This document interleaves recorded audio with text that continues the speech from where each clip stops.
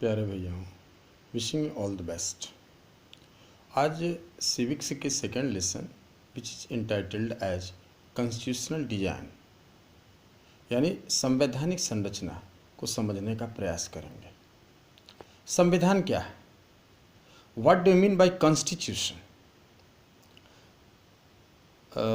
तो संविधान एक रिटन डॉक्यूमेंट होता है जिसमें बहुत सारे रूल्स होते हैं and these rules are accepted by all the people of a country.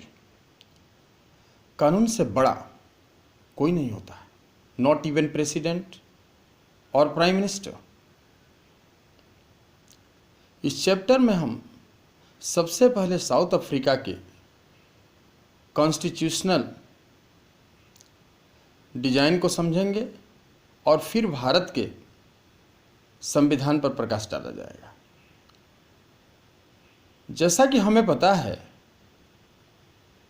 1950 के पहले हमारे देश में अपना संविधान नहीं था।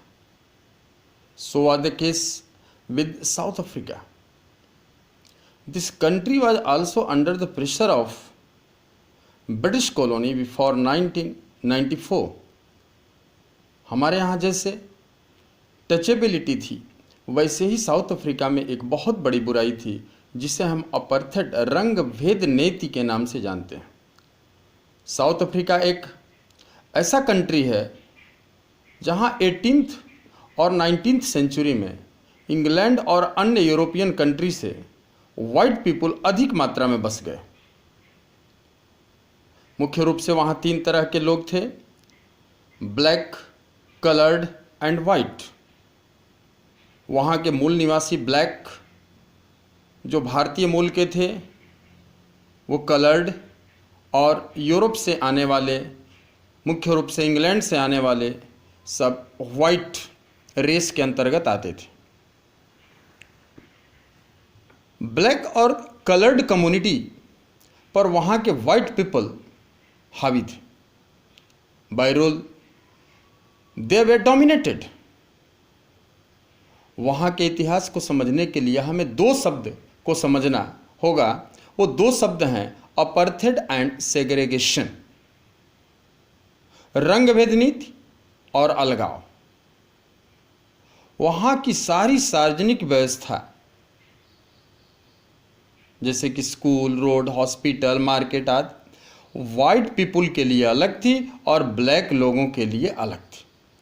इस पॉलिसी के अगेंस्ट में वहाँ की जो political party ANC, African national Congress,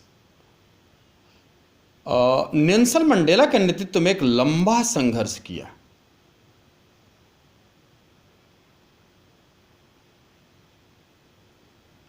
जिसमें नेल्सन मंडेला को 28 ईयर्स के लिए 28 वर्ष के लिए जेल में डाल दिया गया।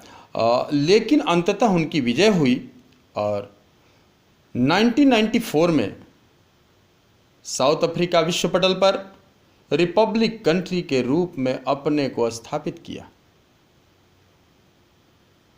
नया संविधान बना जिसमें सभी को इक्वल राइट और इक्वल अपॉर्चुनिटी दिया गया। साउथ अफ्रीका में अब यानी 1994 के बाद कलर के नाम पर कोई डिस्क्रिमिनेशन नहीं है और इस देश ने एक ऐसे संविधान को अपने यहाँ एक्सेप्ट किया which is considered as one of the finest constitution of the world and now it is progressing by leaps and bounds. Thank you. इस वीडियो में हम भारतीय संविधान के संरचना पर प्रकाश डालेंगे। जैसा कि हमें पता है Indian constitution is the longest written constitution of the world. इसमें 465 आर्टिकल्स हैं। वैसे तो हमारे देश के लिए सबसे पहले पंडित मोतीलाल नेहरू ने 1928 में ही एक कॉन्स्टिट्यूशनल ड्राफ्ट किया था, बट फाइनली जो कॉन्स्टिट्यूशन असेंबली थी वो 1946 में फ्रेम की गई।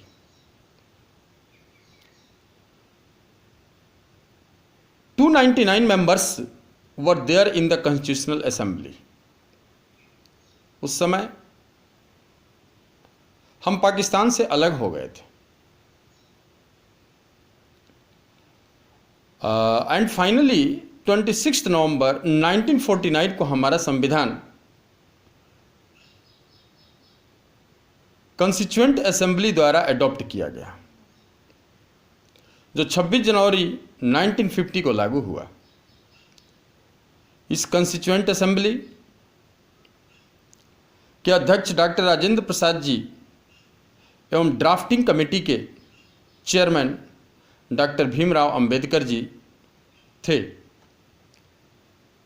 इसके अलावा इस असेंबली में पंडित मोतीलाल नेहरू, सरदार वल्लभ भाई पटेल, मौलाना अब्दुल आज़ाद, राजगोपालाचारी, सरोजनी नायडू आदि जैसे व्यक्तित्व भी थे।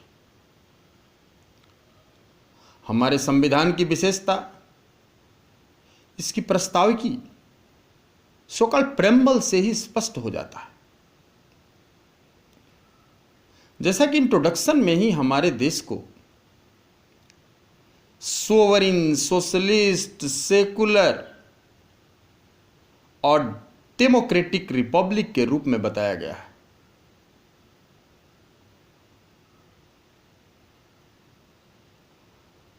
साथ ही यहां के लोगों को सिक्योर करने के लिए जस्टिस, लिबर्टी, इक्वालिटी और फ्रेटर्निटी जैसे शब्दों का प्रयोग किया गया है, जो मानवीय दृष्टिकोण से अति महत्वपूर्ण है।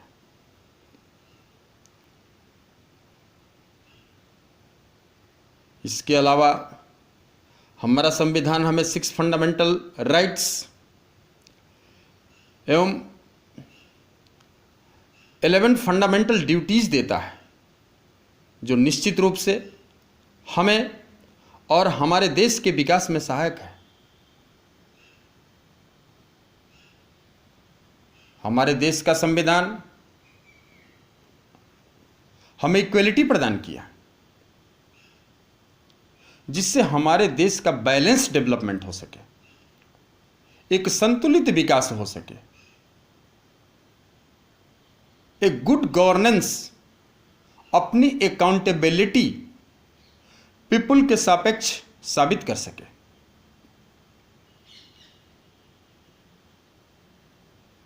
कोई भी किसी तरह की क्वेरीज इस लेसन से संबंधित आप सोशल साइंस के टर्न पर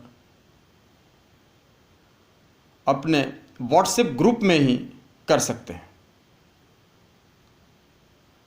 आपको जो नोटबुक में करना है वो ये है कि एनसीईआरटी की बुक के एक्सरसाइज के क्वेश्चंस करने हैं, साथ ही साथ ग्लोसरी में जो टॉपिक्स हैं उसको भी कॉपी करना है, और ये सभी आपको अपने आप करना है।